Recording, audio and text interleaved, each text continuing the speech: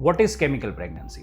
सो जो पेशेंट्स को प्रेगनेंसी रहती है, कैसे रहती है, यानी कि जो पेशेंट्स को पीरियड्स मिस हुए हैं, 1 मंथ 5 डेज हुआ है, पेशेंट ने यूरिन प्रेगनेंसी टेस्ट घर पे किया और वहाँ पे पेशेंट्स को प्रेगनेंसी पॉजिटिव आती है।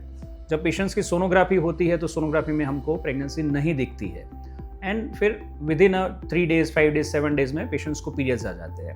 सो जो पेशेंट्स को यूरिन प्रेगनेंसी टेस्ट पॉजिटिव है लेकिन वो प्रेगनेंसी सोनोग्राफी में डिटेक्ट नहीं होती है, उसको हम केमिकल प्रेगनेंसी बोलते हैं।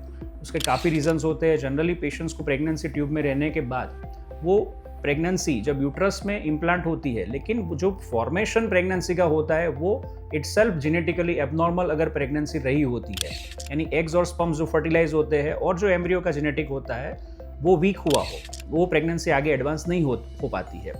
That is one reason. Second reason is कि जो पेशेंट्स सीवियर पीसीओडी के हैं, हार्मोनल इम्बैलेंस होते हैं, तो उसमें भी कभी कभार because of certain hormones like LH वो बॉडी में हाई होता है। सो वैसे पेशेंट्स में यूरिन प्रेगनेंसी टेस्ट पॉजिटिव होता है, बट अल्टीमेटली वो प्रेगनेंसी के कारण वो पॉजिटिव नहीं होता है, it's just because of the hormonal imbalance.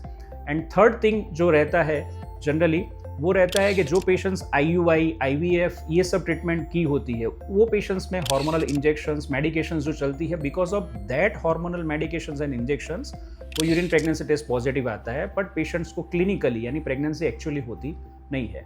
So if you find that आपको केमिकल प्रेगनेंसी है लेकिन वो सोनोग्राफी में नहीं दिखती है, यूरिन में ही दिखती है, तो you should consult your gynaecologist and no need to worry about. Further future में आपको प्रेगनेंसी नॉर्मल रहने के डेफिनेटली चांसेस रहते हैं, but if you find such type of thing, go to your gynec, consult them, they will do certain investigations and give you certain medications and patient can conceive naturally. Thank you.